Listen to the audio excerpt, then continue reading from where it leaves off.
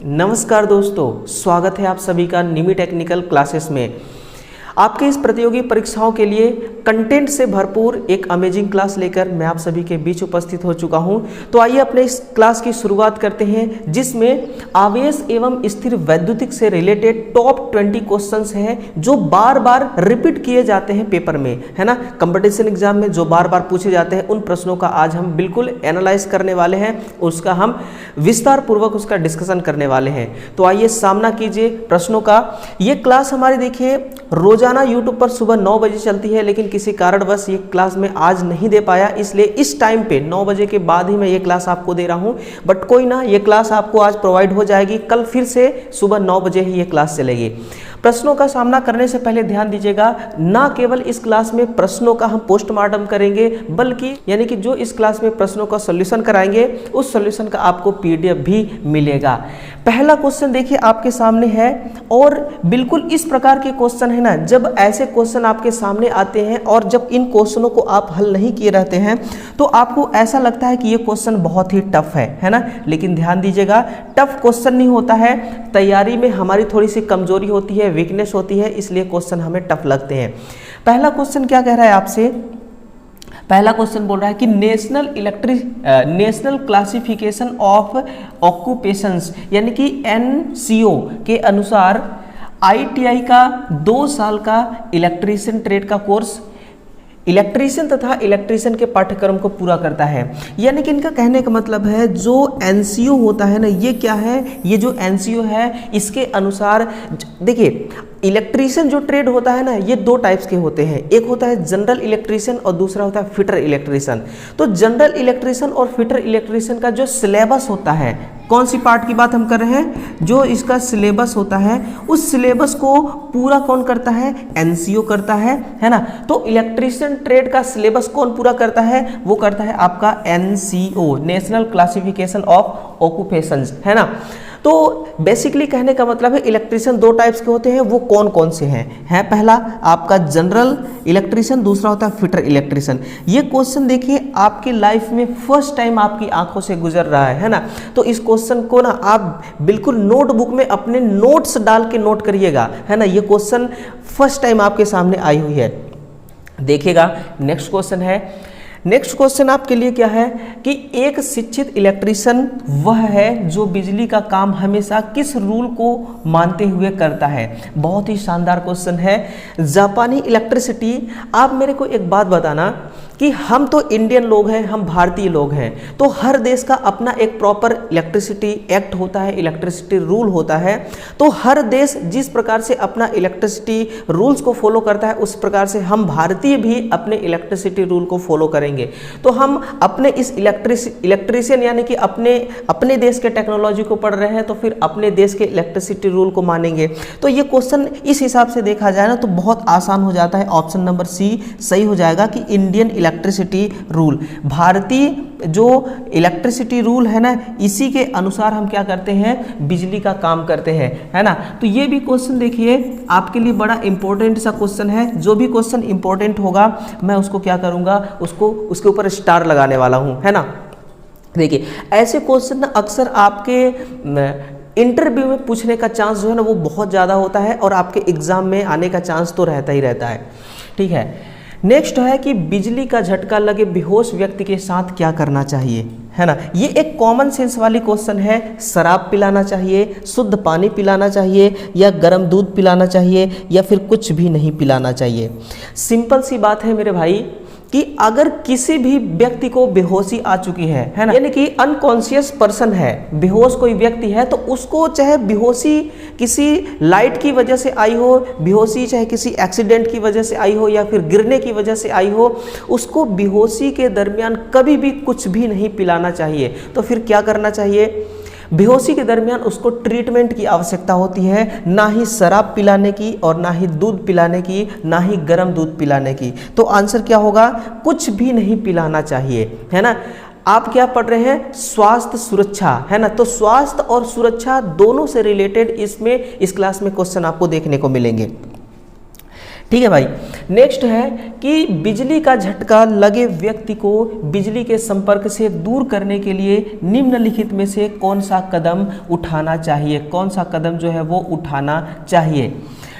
व्यक्ति के सूखे कपड़े पकड़कर खींचो, हाँ ये भी एक सही है, क्योंकि सूखा कपड़ा इंसुलेटर की तरह होता है, इसमें आपको विद्युत का झटका नहीं लगेगा, हम इसको सही मान सकते हैं ना, आप ऐसा कदम उठा सकते हैं। सूखी लकड़ी का प्रयोग करें, कई बार ऐसा होता है कि एक बम्बू यानी कि बांस की या फिर लकड़ी की बम्बू होती है, उसमें मार करके छुड़ाया जाता है, तो उद्देश्य हमारा वहाँ पर मारना नहीं होता है, इलेक्ट्रिसिटी से दूर करना होता है उस पीड़ित व्यक्ति को, है ना, तो ये भी आप अपना सकते हैं। लेकिन इसमें खतरा ज़्यादा होता है, क्योंकि अगर आप ज़रूरत से ज़्यादा मार देंगे, है ना, ज़रूरत से ज़्यादा अगर कोई मार देगा छुड़ाते समय, तो हो सकता है कि जितना बिजली उसको झटका ना दे, जितना बिजली के वजह से उसको नुकसान ना होता, उतना मारने की वजह से नुकसान हो जाएगा। तो ये थोड़ा रूल जो है, ये थोड़ा नियम जो है ये ज़्यादा डेंजरस है ना। फिर है रबर मैट का प्रयोग करें। रबर तो एक फुल इंसुलेटर है ना, इंसुलेटर की तरह काम करता है, इसमें इलेक्ट्रिसिटी फ्लो नहीं होती है, तो आपको यहाँ पर खतरा का कोई चांस नहीं बनता है। तो ये तीनों जो है पॉइंट है ना, ए बी सी, ये तीनों के तीनों सही हैं, है ना। चीज़ों को बस समझते चलना मेरे भाई, चीज़ों को बस आप समझते चलना, क्योंकि क्वेश्चन जो है ना किसी भी रूप में और किसी भी लैंग्वेज में मुंह उठा के आ सकती है आपके सामने, इसलिए आप क्वेश्चनों को सुनिए और इसका कंसेप्ट को क्लियर कीजिए कि मैं आपको क्या कह रहा हूँ, है ना, और मैं आपको क्या देना चाह रहा हूँ, क्या सिखाना चाह रहा हूँ। नेक्स्ट क्वेश्चन है, किसी फ्यूज बॉक्स का फ्यूज एलिमेंट बदलते समय कौन सी बातें ध्यान रखनी चाहिए।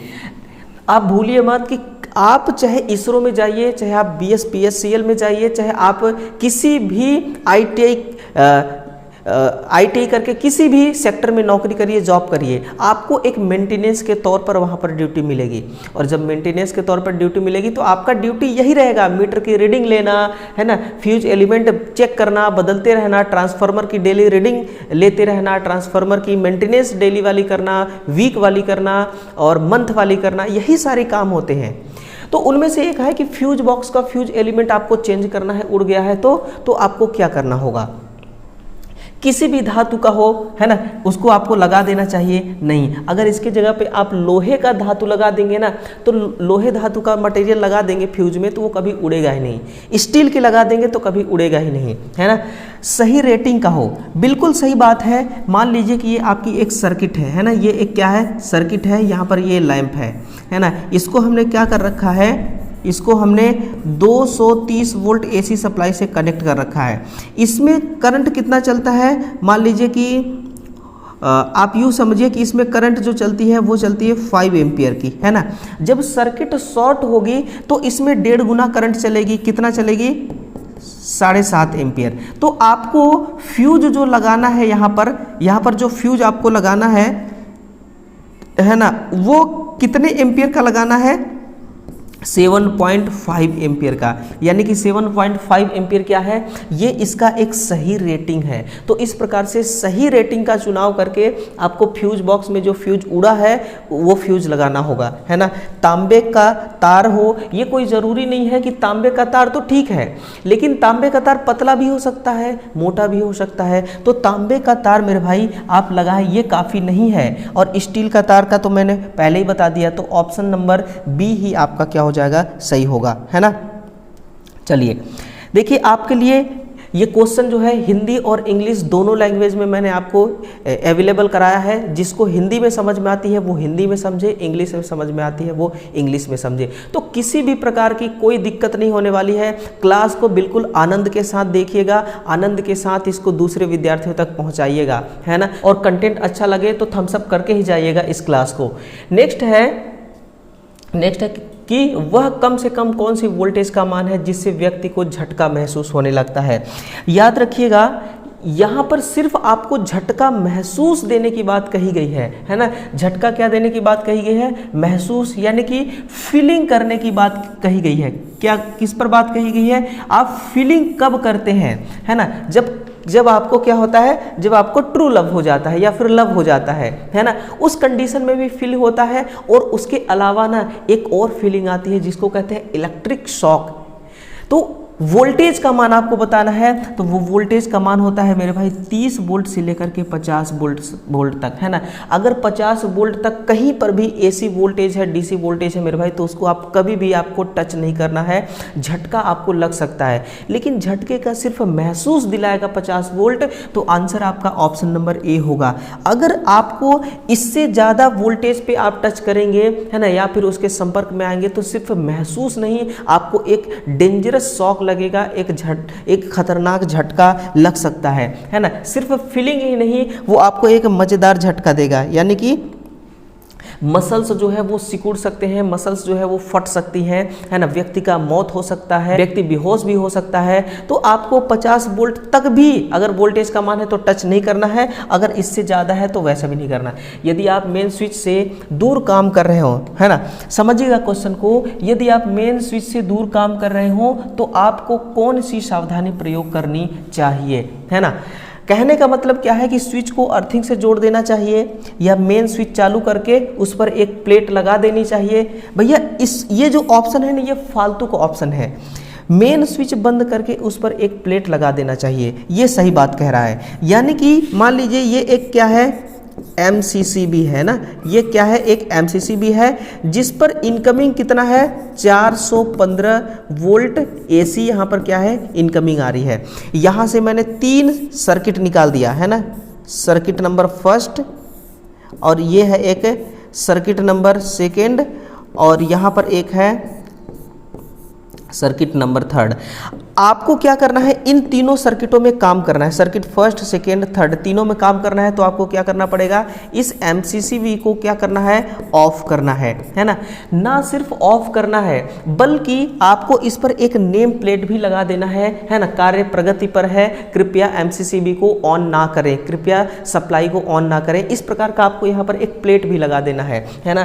तो ऑप्शन नंबर सी ये कह रहा है कि मेन स्विच को तो आपको बंद करना ही करना है, साथ में उस पर क्या करना है, एक प्लेट लगा देना है, ताकि दूसरा कोई व्यक्ति जो आए ना तो वो गलती से भी गलती ना करे। क्योंकि यहाँ पर अगर एक बार किसी ने गलती कर दिया ना, तो उस गलती का देखिए, माफ़ी तो छोड़िए, अगर कोई गलती कर दिया तो उसको सुधरने का मौका नहीं मिलेगा, क्योंकि हो सकता है अगले व्यक्ति की, जो काम कर रहा है लाइन पर, उसकी मौत हो जाए, है ना।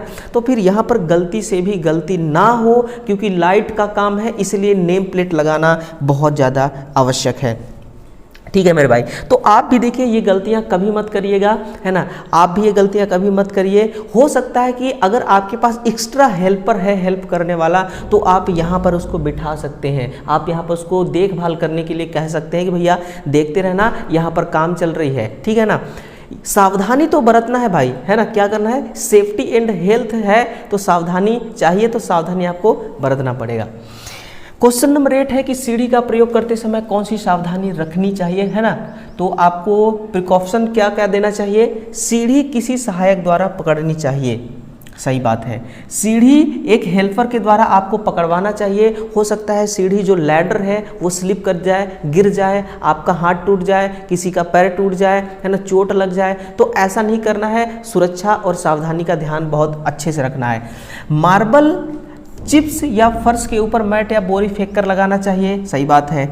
सीढ़ी में औजार नहीं लटकाना चाहिए, ये भी सही बात है। कई बार क्या होता है कि जो सीढ़ी होता है, लैडर जो होता है, उस पर हम अपना प्लास उस पर क्या कर देते हैं, लटका देते हैं, है ना। उस पर जो हम औजार काम कर रहे होते हैं ना, उस औजार को उस पर टिका के रख देते हैं। हो सकता है थोड़ा बहुत सीढ़ी हिले और वो चीज़ें नीचे गिर जाए, और जो आपका हेल्पर, जो आपका हेल्प करने के लिए बेचारा वहाँ पे खड़ा है, सीढ़ी को पकड़ करके उसको चोट लग जाए, है ना। तो ये तीनों बातें सही हैं, ये जो तीनों बातें कही गई है ना, ये मुझे बहुत अच्छी लगी। ऑप्शन नंबर डी सही होगा कि A, B व C तीनों बातें जो है वो बिल्कुल क्या है, बिल्कुल सत्य है ना, बिल्कुल क्या है, ट्रू है।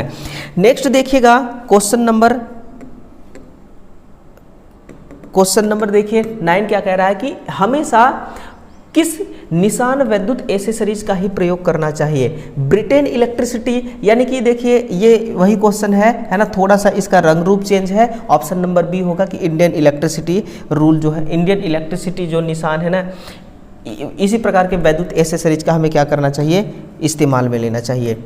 नेक्स्ट है कि भारत में कार्य के किस्म के मापदंड को कौन सी संस्था निर्धारित करती है? ये एक बहुत अच्छी बात है, ये एक बहुत अच्छी बात है। ये करती है आपका ब्यूरो ऑफ इंडियन स्टैंडर्ड, है ना। ये क्या करती है? एक प्रकार का संस्था है ना। यही सब कुछ निर्धारित करती है। और जो अलग अलग प्रकार के रूल्स होते हैं ना, इंडियन इलेक्ट्रिसिटी रूल 1950 1956 का जो रूल होता है, इसमें देखिए कई सारे रूल्स बनाए गए हैं। रूल नंबर 4 है ना, मैं यहाँ पर आपको दिखाना चाहूँगा। रूल नंबर 4 में क्या कहा गया है, रूल नंबर 44 में क्या कहा गया है, rule number 44A, rule number 47, 47A, 48 और फिर रूल नंबर 49, 50, 50A, 54, 55, 56 और 60। ये जो PDF है टेलीग्राम पर मैं पहले ही डाल चुका हूँ, आप चाहे तो इसको पूरा पढ़ सकते हैं। ये आपके एग्जाम के लिए ना बहुत अच्छा है दोस्तों, ये एग्जाम में पूछा जाता है। यहाँ से एक ना एक क्वेश्चन जरूर बनता है, इसलिए इस PDF को आप इग्नोर मत कीजिएगा। कृत्रिम सांस लेने के लिए सबसे बढ़िया यानी सबसे अच्छा उपकरण कौन सा है? देखिए वैसे तो आपका देखिए अभियांत्रिकी सांस यानी कि इंजीनियरिंग ब्रीथ मेथड के द्वारा भी हम ये प्रक्रिया करते हैं और कृत्रिम यानी कि आर्टिफिशियल के द्वारा भी प्रक्रिया करते हैं। अब ये देखिए जो इसमें क्या होता है, प्रथम विधि होती है ना, नोट करिएगा। जो इसमें प्रथम विधि होती है वो कौन सी होती है? वो तो आपका शैफर विधि होती है। और जो द्वितीय विधि होती है वो होती है आपका सिल्वेस्टर विधि। और तृतीय में कुल मिलाकर के 2 टाइप्स के होते हैं, है ना। कौन कौन से? एक होता है आपका, एक होता है मुंह से नाक में हवा भरना, है ना, मुंह से नाक में हवा भरना। और दूसरा होता है मुंह में हवा भरना, है ना, मुंह से मुंह में हवा भरना। ये तीसरा जो विधि है उस विधि का 2 पार्ट है। और इसके अलावा एक जो चौथी विधि होती है, चौथी विधि में क्या होती है? इसमें होती है आपका श्वास यंत्र, है ना। इसमें क्या होती है? श्वास यंत्र। और ये जो श्वास यंत्र है ना दोस्तों, इसमें एक प्रकार का यंत्र का इस्तेमाल किया जाता है जो इंजीनियरिंग ब्रीथ मेथड भी कहलाता है। तो हम इन चारों विधियों का प्रयोग करते हैं। लेकिन यहाँ पर पूछा आपसे ये गया है ना, यहाँ पर मेरे भाई आपसे ये पूछा गया है कि सबसे बढ़िया उपकरण कौन सा है? तो वो देखिए आपका आर्टिफिशियल वाला जो है ना, ये सबसे बेस्ट है ना। आर्टिफिशियल वाला सबसे बेस्ट है। क्वेश्चनों को अगर आप समझ गए ना मेरे भाई, तो हर क्वेश्चन की कुछ ना कुछ कमजोरी होती है ना। तो वो कमजोरी आप अगर ढूंढ लिए ना, तो आंसर खुद ब खुद आपके सामने आ जाएगी। निम्नलिखित में से सुरक्षा संकेत कितने टाइप्स के होते हैं, है ना। देखिए कौन कौन से टाइप्स के होते हैं आपके सेफ्टी सिंबल। तो पहला आपका हो गया इंफॉर्मेशन साइन, है ना, सूचनात्मक जो सूचना देता है। फिर वार्निंग वाला हो गया चेतावनी संकेत। फिर आदेशात्मक हो गया, है ना। और फिर है निषेधात्मक हो गया, यानी कि उपरोक्त में से सभी। ये जितने भी संकेत हैं, ये जितने भी टाइप के संकेत हैं, ये सब सेफ्टी के बारे में आपको इंगित करते हैं, है ना। हर जैसे सूचनात्मक अपना अलग चीज बताता है, चेतावनी अलग चीज बताती है, आदेशात्मक, निषेधात्मक, ये सब क्या करते हैं, अपना इनका अलग ही महत्व है। किसी बिजली के पैनल पर किस प्रकार के खतरे का संकेत होता है? ये एक बहुत बढ़िया है ना, ये आपके लिए थोड़ा सा क्वेश्चन है ना, मॉडरेट लेवल का। ये किसका है? ये सुरक्षा संकेत किसके बारे में देती है जानकारी? ये है लेजर बीम,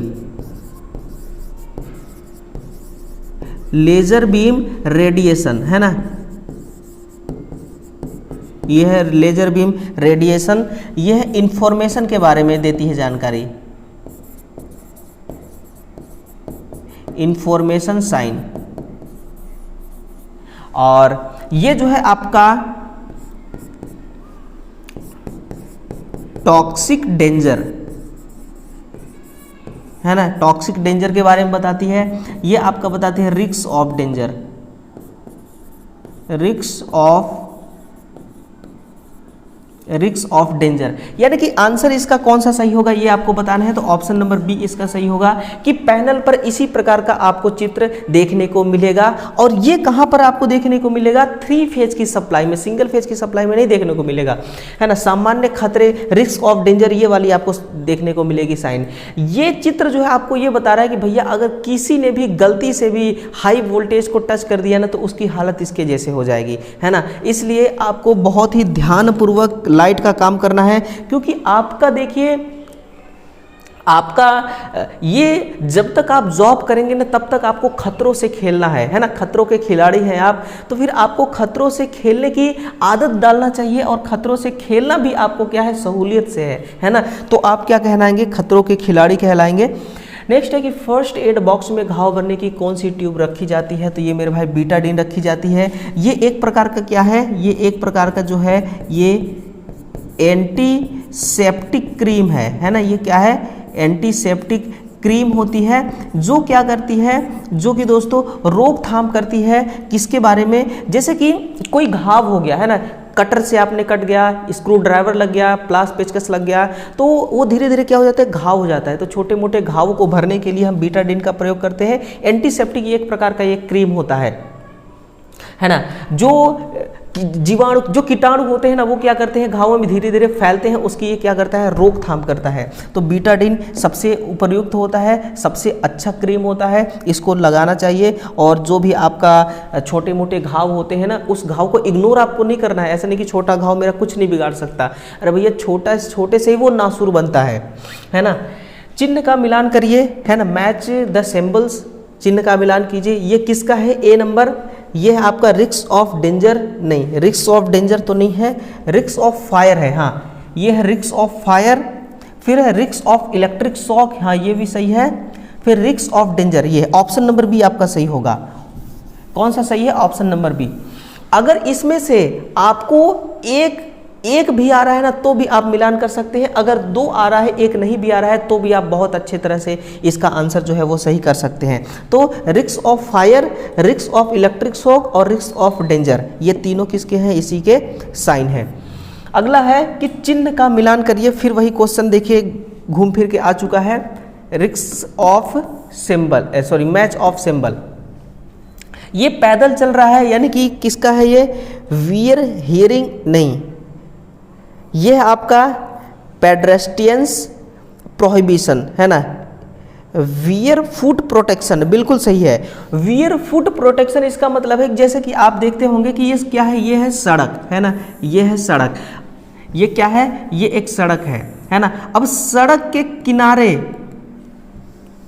इस प्रकार से, सड़क के बिल्कुल किनारे किनारे दोनों साइड में, सड़क के बिल्कुल किनारे किनारे दोनों साइड में क्या बनी होती है, इस प्रकार से आपका एक चूने से पुताई किया जाता है ना, चूने से क्या किया जाता है, यहाँ तक पुताई किया जाता है। ये वाली जो रास्ता है ना, यहाँ से पैदल यात्री चल सकते हैं, है ना। ये किसके लिए बनता है, ये पैदल चलने के लिए, पैदल यात्रियों को चलने के लिए बनता है। आप इस क्रॉस के अंदर नहीं पैदल चल सकते, यहाँ पर बड़ी गाड़ियाँ चलती हैं, है ना, यहाँ पर क्या चलेंगी, बड़ी गाड़ियाँ चलेंगी। तो यही आपसे बोला जा रहा है कि वियर फुट प्रोटेक्शन, आपको ऐसे बीचों बीच नहीं चलना है, आपको किनारे होके चलना है, ठीक है ना, क्योंकि आप पैदल चल रहे हैं। फिर है सेकेंड नंबर क्या है कि यूज एडजस्टेबल गार्ड, नहीं ये नहीं होगा, ये नहीं होगा।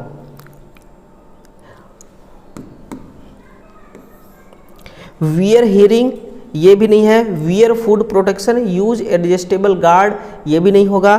फिर है पेडेस्ट्रियंस प्रोहिबिशन, हाँ ये है आपका, ये ऑप्शन नंबर बी सही होगा, ऑप्शन नंबर बी सही होगा। क्योंकि ऑप्शन नंबर बी को ध्यान से देखिए, ये क्या कर रहा है, इसका मतलब होता है पैदल यात्री।